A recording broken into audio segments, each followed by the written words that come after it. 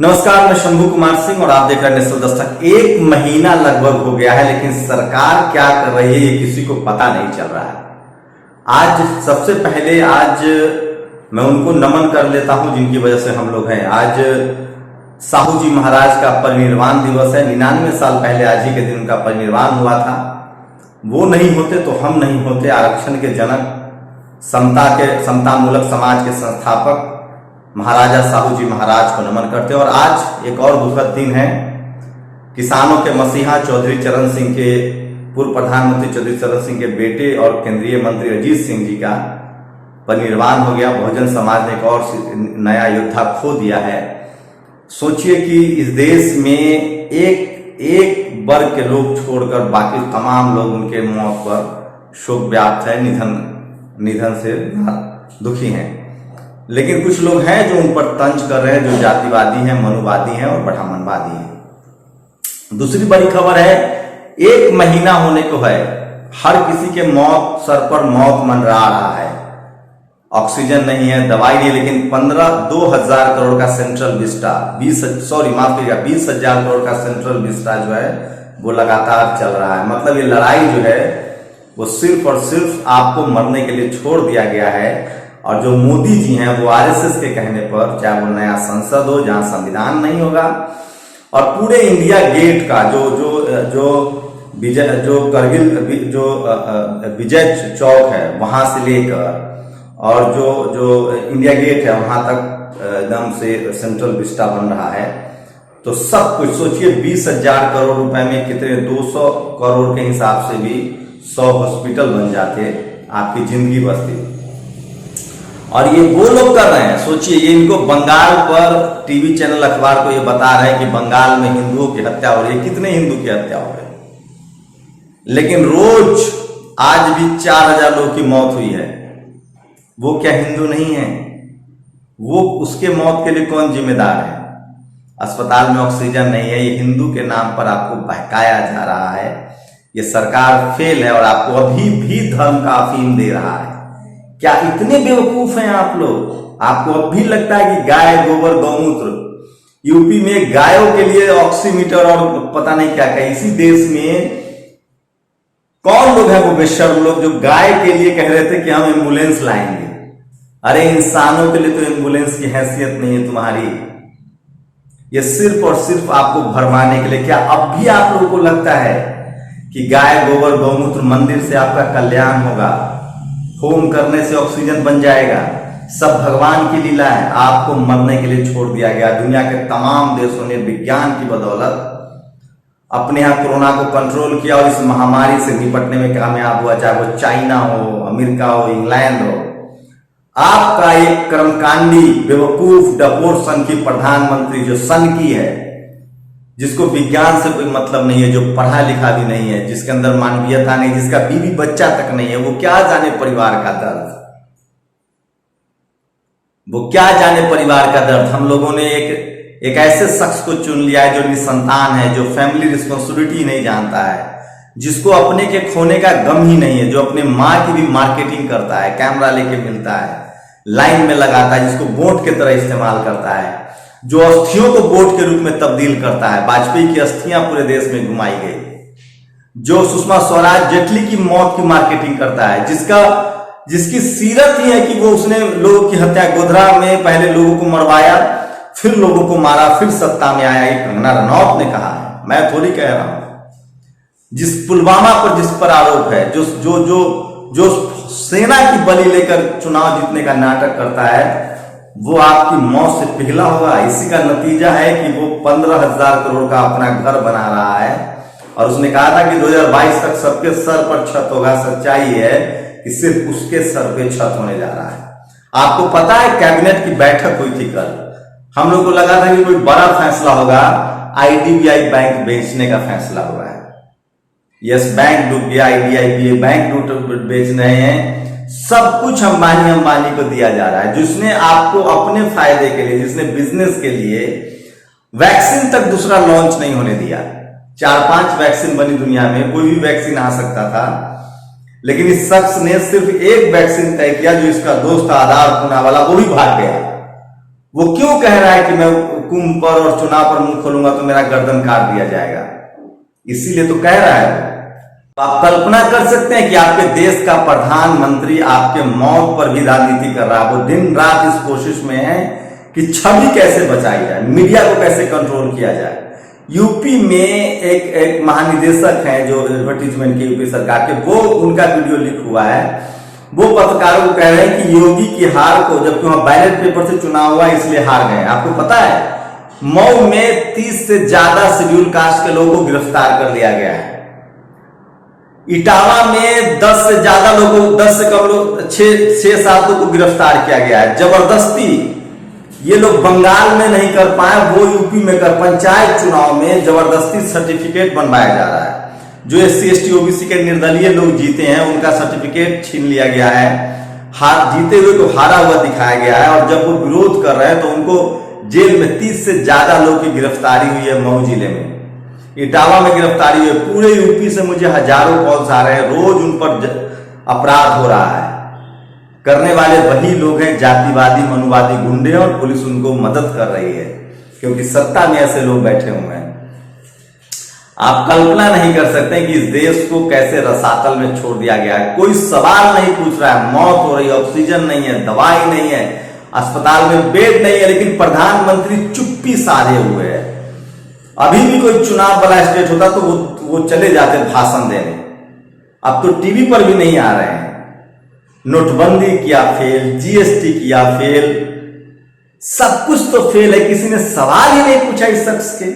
मैं बार बार कहता हूं इस शख्स को कभी मुश्किलों से सामना नहीं करना पड़ा, इसका नतीजा है। बचपन से ये घर से भाग गया, बीवी को छोड़ के भाग गया, किसी ने सवाल नहीं पूछा।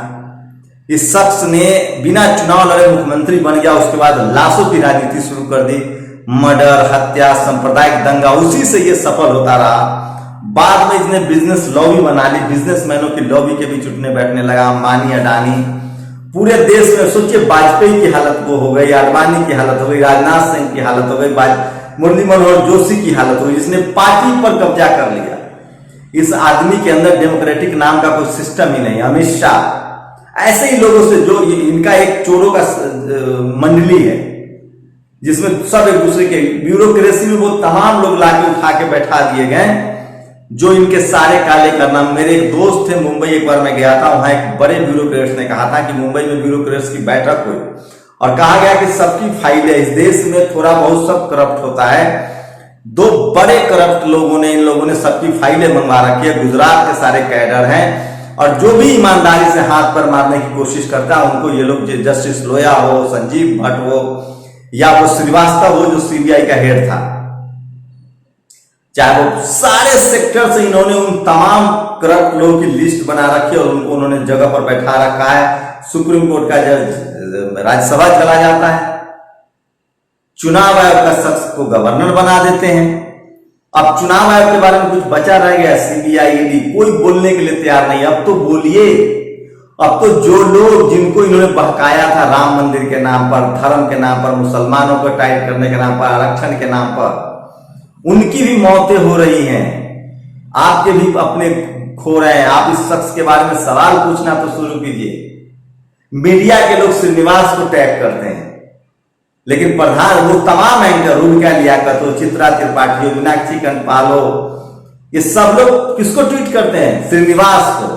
अरे प्रधानमंत्री को ट्वीट करो, पूछो सवाल उससे, कैसे सो रहे हो, कैसे नींद आती है आपको, कैसे आप 2000 करोड़ 20,000 करोड़ का सेंट्रल विस्टा बनवा रहे हो, लोग मर रहे हैं। इतना कोई असंवेदनशील हो सकता है क्या?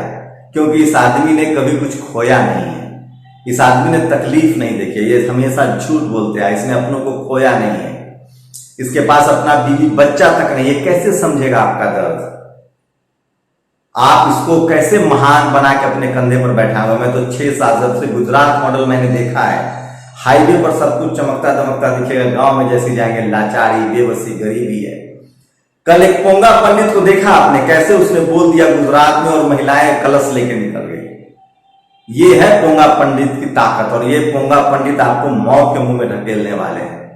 अभी भी विज्ञान की तरफ बढ़िए और इस देश को बचाइए, नहीं तो कुछ भी नहीं बचेगा। समझने की कोशिश कीजिए आप लोग। इस देश का बहुत नुकसान कर चुके हैं आप लोग। संविधान को न मानकर, विज्ञान को न मानकर आप लोगों ने, आपके या मेरे घर में कोई विपदान पड़े तो आप उसका समाधान खोजेंगे या अपना आशियाना बनवाओगे? निर्लज केंद्र सरकार, वो लगातार लोग न पोर्टल चल रहा है न हेल्पलाइन नंबर, हर रोज दुर्व्यवस्था। मुस्कुराइए, आप यूपी में है तो सब कुछ आपसे छीन लिया गया है। मेरी कोशिश है, मैं ईमानदारी से, मैं एक पत्रकार के तौर पे जब तक मेरी सांसें चल रही है मैं आपसे रूबरू होता रहूंगा, आपसे बात करता रहूंगा। मैं इसलिए बार बार कहता हूं कि सोशल मीडिया बहुजन मीडिया है। और ये देखिए, ये कोई 2000-5000 ऑक्सीजन वेंटिलेटर सहित बेड अस्पताल है क्या? और 2022 तक सबके सिर पर छत, इस जुमले का असल मतलब था 2022 तक मोदी महल।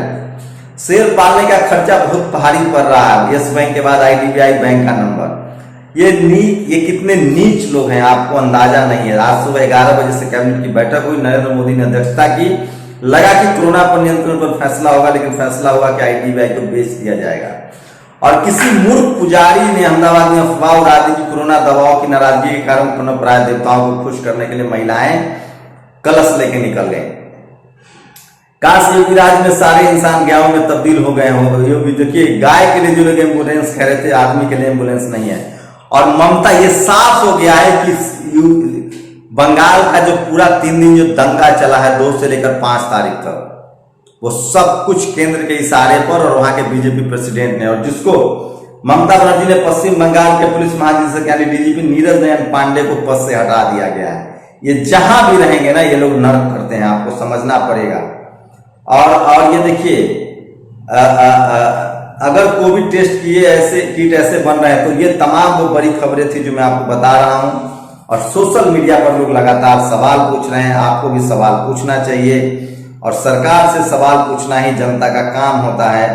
और इसलिए मैं बार बार कहता हूं, ये देखिए तस्वीरें देखिए, क्यों न बेफिक्र होकर सो जाए, अब क्या बचा है जिसे खो जाए। लोग साइकिल से अपने अपने घरों में सबको ले जाने के लिए मजबूर हैं।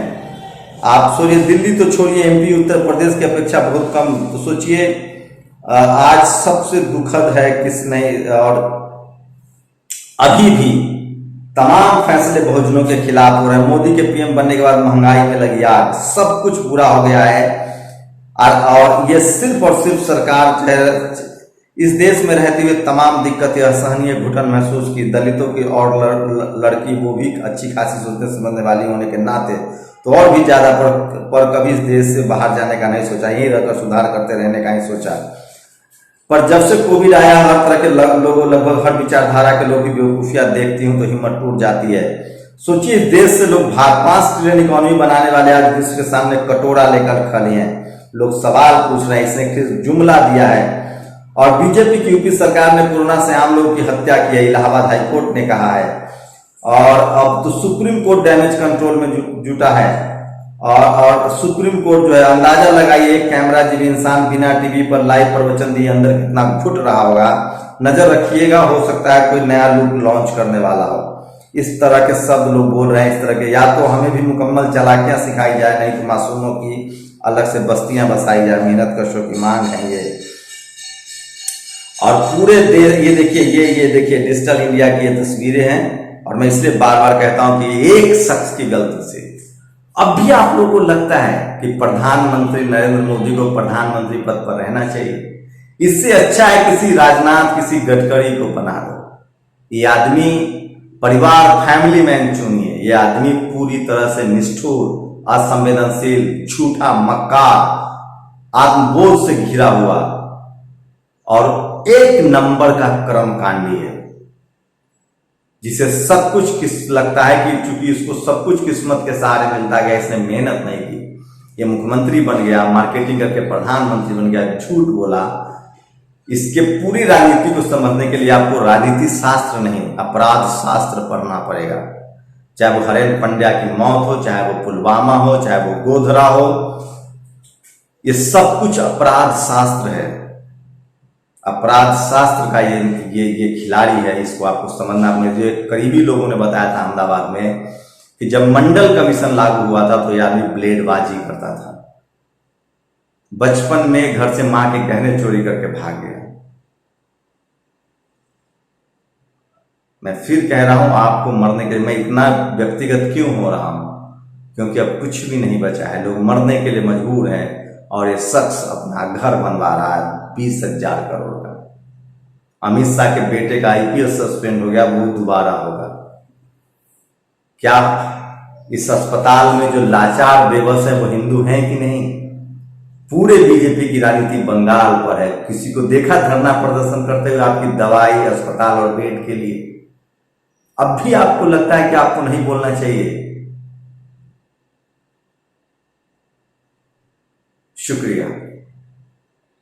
नेशनल दस्तक की आपसे गुजारिश है कि अगर इसको बचाना चाहते हैं तो नेशनल दस्तक को सब्सक्राइब करने के लिए रेड कलर के सब्सक्राइब बटन को दबाएं, फिर बेल आइकन की घंटी दबाएं। नेशनल दस्तक को बचाने के लिए बहुत जरूरी है कि हर खबर को शेयर करें, लाइक करें, कमेंट जरूर करें।